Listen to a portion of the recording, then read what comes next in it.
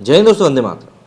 जहां एक तरफ जेम्स कैमरून ने अवतार 3 को लेकर एक बहुत बड़ा खुलासा किया है, वहीं देसी बॉक्स ऑफिस खिड़की पर जो सन्नाटा पसरा हुआ है वो अपने आप में इस बात की ओर इशारा कर रहा है कि अवतार 2 की आंधी से बॉलीवुड भी काफी ज्यादा खौफजदा है। हालांकि अवतार के रिलीज होने के ठीक एक हफ्ते बाद सर्कस रणवीर सिंह की रिलीज होने वाली।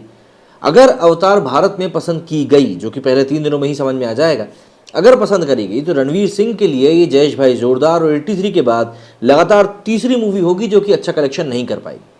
रोहित शेट्टी जो कि ऑलरेडी अपने आप में एक बहुत बड़ा नाम बन चुके हैं, उनकी भी ये पहली मूवी बन सकती है जो कि कलेक्शन के मामले में फिसड्डी साबित हो जाए।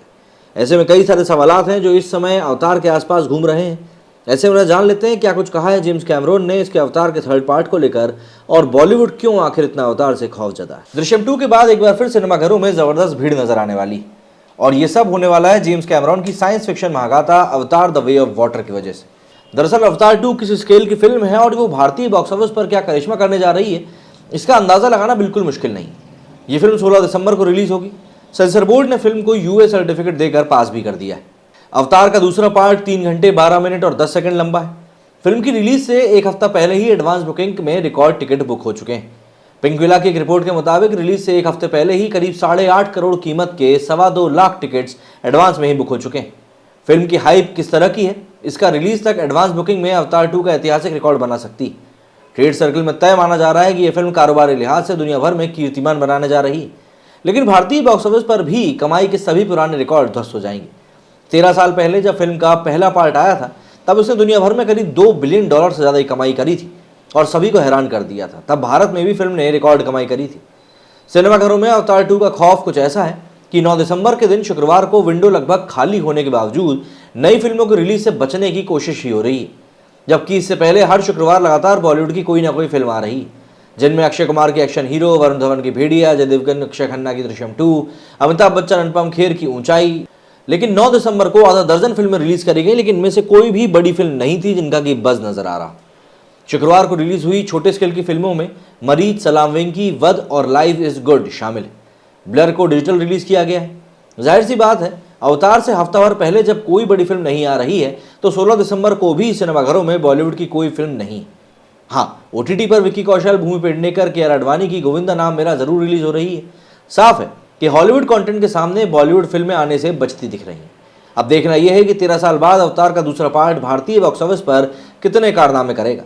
जहां तक बात फिल्म की है तो इसे देश में अंग्रेजी, हिंदी समेत तमिल, मलयाली, कन्नड़ और तेलुगु जैसी भाषाओं में भी रिलीज किया जा रहा है।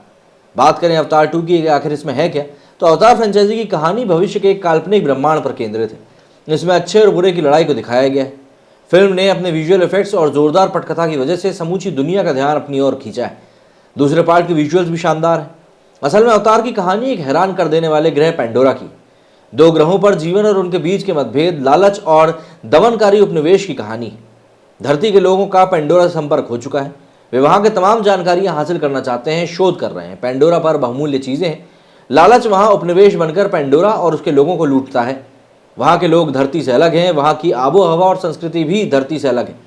उनका रंग नीला है और बनावट में कुछ कुछ इंसानों की तरह ही वो दिखाई देते हैं, लेकिन हाँ, अलग तो है।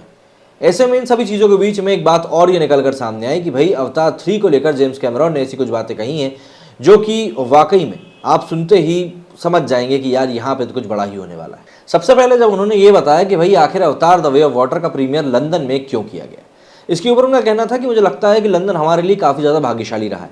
अवतार सीरीज़ की पहली फिल्म का प्रीमियर भी हमने यहीं किया था, और ये शहर इसलिए भी थोड़ा बेहतर है क्योंकि यहाँ रहकर मैं दुनिया भर के पत्रकारों से उनकी सहूलियत के अनुसार बात कर सकता हूँ।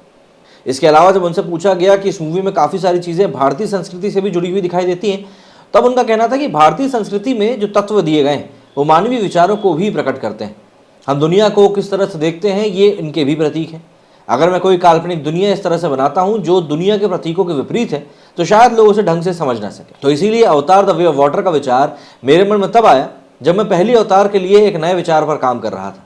इसकी नायिका नेत्री वो सब कुछ करती है जिसे वो वे ऑफ एयर कहती है। वो हवाओं को समझती है, इनसे उस तक वापस आने वाली संवेदनाओं को समझती है, और जिस तरह वो अपने प्रिय प्राणी पर सवार होकर उसके डैनों में साथ हवा में घूमती है वो सबको ही प्रभावित करता है। ऐसे में सबसे बड़ी बात यही है कि आखिर द वे ऑफ वाटर क्या है। तब उनका कहना है कि भाई जब हम समुद्र पर आधारित एक फिल्म बनाने जा रहे थे तो हमने सोचा कि इस बार वे ऑफ वाटर को केंद्र में रखा जाए। वे ऑफ वाटर सिर्फ फिल्म का शीर्षक भर नहीं है, ये दरअसल एक अभ्यास है जिसे फिल्म के किरदार लगातार करते हैं। ये एक मंत्र की तरह है, एक प्रार्थना की तरह है। ये इन किरदारों की सांस तक सतत चलती रहती है और एक धुन की तरह है। जब भी वो समुद्र की गहराइयों में डुबकियां लगाते हैं तो ये धुन उनकी धुन बन जाती है। इसी के साथ उन्होंने ये भी बताया कि भाई जिस तरीके से यहाँ पर सब चीज़ें कैरी आउट हो रही हैं उसको देखते ही उन्होंने थर्ड पार्ट को लेकर भी काफ़ी सारी चीज़ें बना दी हैं। तो ऐसे में जल्द से जल्द उनके सामने अब थर्ड पार्ट आ जाएगा, और जब थर्ड पार्ट सामने आएगा तो सीधी सी बात है भाई पब्लिक को ये जानकर महसूस खुशी ही होगी कि जिस तरीके से इस मूवी को कैरी आउट किया गया है, जिस तरीके से इसको बनाया गया है, उसकी बनावट काफ़ी ज़्यादा अच्छी है।